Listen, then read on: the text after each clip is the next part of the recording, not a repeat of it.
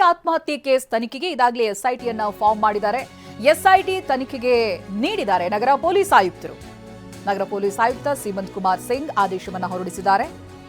ಜಂಟಿ ಪೊಲೀಸ್ ಆಯುಕ್ತ ವಂಶೀಕೃಷ್ಣ ನೇತೃತ್ವದ ತಂಡ ಇದಾಗಿರುತ್ತೆ.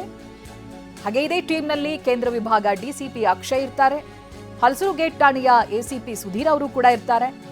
ಆತ್ಮಹತ್ಯೆ ಕೇಸ್ನ ಸತ್ಯವನ್ನ ಈ ಎಸ್ಐಟಿ ಟೀಮ್ ಕೆದಕಲಿದೆ. ಇದಾಗಲೇ ಆದೇಶ ಕೂಡ ಹೊರಡಿಸಲಾಗಿದೆ. ಜೊತೆಗೆ ಎಸ್ಐಟಿ ಫಾರ್ಮ್ ಆಗಿದೆ ಕೂಡ. ಯಾರ್ಯಾರು ಇದ್ದಾರೆ ಅನ್ನೋದಾಗಿಯೂ ಕೂಡ ಗಮನಿಸಬಹುದು ನಾವು. ಜಂಟಿ ಪೊಲೀಸ್ ಆಯುಕ್ತರಾಗಿರುವ ವಂಶೀಕೃಷ್ಣ ಇರ್ತಾರೆ, ಅವರೇ ಲೀಡ್ ಮಾಡ್ತಾರೆ. ಜೊತೆಗೆ ಕೇಂದ್ರ ವಿಭಾಗ ಡಿಸಿಪಿ ಅಕ್ಷಯ್ ಇರ್ತಾರೆ. ಹಲಸೂರು ಗೇಟ್ ಠಾಣೆಯ ಎಸಿಪಿ ಸುಧೀರ್ ಅವರು ಇರ್ತಾರೆ.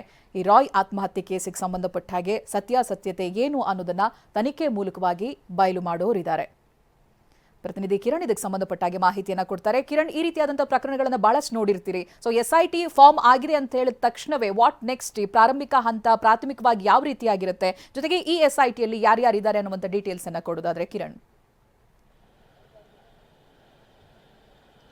ಚೈತ್ರ, ಮುಖ್ಯವಾಗಿ ಏನು ರಾಯ್ ಒಂದು ಕೇಸ್ ಏನು ಆತ್ಮಹತ್ಯೆ ಕೇಸ್ ಪ್ರಕರಣಕ್ಕೆ ಸಂಬಂಧಪಟ್ಟಂತೆ 05/2026 05/2026 ಅಶೋಕ್ ನಗರದಲ್ಲಿ ಏನು UDR ಕೇಸ್ ರಿಜಿಸ್ಟರ್ ಆಯಿತು, ಈ ಒಂದು ಕೇಸನ್ನು SIT ಫಾರ್ಮ್ ಮಾಡಿರುವಂಥ ಪೊಲೀಸ್ ಕಮಿಷನರು ಅದಕ್ಕೆ ಆ ಒಂದು ಟೀಮ್ಗೆ ಹ್ಯಾಂಡ್ ಓವರ್ ಮಾಡಿದ್ದಾರೆ. ಮುಖ್ಯವಾಗಿ ಈ ಒಂದು ಪ್ರಕರಣದಲ್ಲಿ ವಂಶೀಕೃಷ್ಣ ನೋಡುವಂಥದ್ದು, ಜೊತೆಗೆ DCP ಸೆಂಟ್ರಲ್ ಇರ್ಬೋದು, DCP ಸೌತ್ ಇರ್ಬೋದು, ಅದಲ್ಲದೆ ಇನ್ನು ಉಳಿದಂತೆ ಸುಧೀರ್ ACP ಮತ್ತು ರಾಮಮೂರ್ತಿ ACP ಮತ್ತು ರವಿ KB ಇವ ಅಶೋಕ್ ನಗರ್ ಇನ್ಸ್ಪೆಕ್ಟರ್, ಇವರು ಟೀಮನ್ನು ಒಳಗೊಂಡಿರ್ತಾರೆ. ಮುಖ್ಯವಾಗಿ ಇವರ ಕೆಲಸ ಏನು ಅಂತಂದರೆ ಇಲ್ಲಿವರೆಗೂ ಕೂಡ ಆತ್ಮಹತ್ಯೆ ಅಂತ ಏನಾಗಿದೆ ಇದಕ್ಕೆ ಸಂಬಂಧಪಟ್ಟಂತೆ ಕಂಪ್ಲೀಟ್ ಒಂದು ರಿಪೋರ್ಟನ್ನು ರೆಡಿ ಮಾಡಿಕೊಂಡು ಈ ಒಂದು ಕೇಸ್, ಏಕೆಂದರೆ ಕೇಸ್ ಅಶೋಕ್ ನಗರದಲ್ಲಿ ನಡೀತಾ ಇರುತ್ತೆ, ಈ ಒಂದು ಟೀಮ್ ಸ್ಪೆಷಲ್ ಟೀಮ್ ಏನು ಮಾಡ್ಕೊಂಡಿದ್ದಾರೆ ಈ ಆತ್ಮಹತ್ಯೆಗೆ ನಿಖರವಾಗಿ ಕಾರಣ ಏನು, ಯಾಕೆಂತಂದರೆ ಇದು ದೇಶಾದ್ಯಂತ ಚರ್ಚೆ ಆಗಿರುವಂಥದ್ದು. ಆಮೇಲೆ ಈ ಒಂದು ಬಿಸ್ನೆಸ್ ಮ್ಯಾನು ಈ ಆತ್ಮಹತ್ಯೆ ಮಾಡೋಕ್ಕೆ ಕಾರಣ ಏನು ಅಂತ, ಏಕೆಂದರೆ ಸಾಕಷ್ಟು ಊಹಾಪೋಹಗಳಿದೆ. ಇದಕ್ಕೆ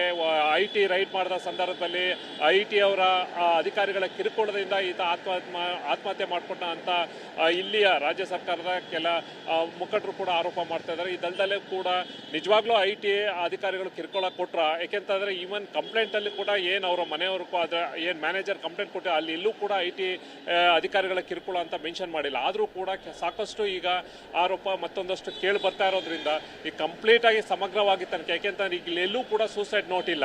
ಜೊತೆಗೆ ಅವರ ಮೊಬೈಲನ್ನು ಕೂಡ ಈಗ ರಿಟ್ರೀವ್ ಮಾಡ್ತಾ ಇದ್ದಾರೆ. ಅಲ್ಲೇನಾರ ಅದಕ್ಕೆ ಸಂಬಂಧಪಟ್ಟಂಗೆ ಏನು ನಿಜವಾದ ಕಾರಣ ಏನು ಆತ್ಮಹತ್ಯೆಗೆ ಸಂಬಂಧಪಟ್ಟಂತೆ ಏನು ಇರ್ಬೋದು ಅನ್ನೋದು, ಯಾಕೆಂತಂದ್ರೆ ಆತ ಏನಾದ್ರು ಸೂಸೈಡ್ ನೋಟ್ ಪಟ್ಟಿದ್ರೆ ಕ್ಲಿಯರ್ ಕಟ್ ಆಗಿ ಹೋಗ್ಬಿಟ್ಟಿರೋದು. ಇಲ್ಲಿ ಯಾವುದೇ ರೀತಿಯ ಸೂಸೈಡ್ ನೋಟ್ ಇಲ್ಲ. ಜೊತೆಗೆ ಕಾರಣಗಳು, ಯಾಕೆಂದರೆ ಸಾಕಷ್ಟು ದೊಡ್ಡ ಮಟ್ಟದಲ್ಲಿ ಎಂಪೈರ್ ಇದು.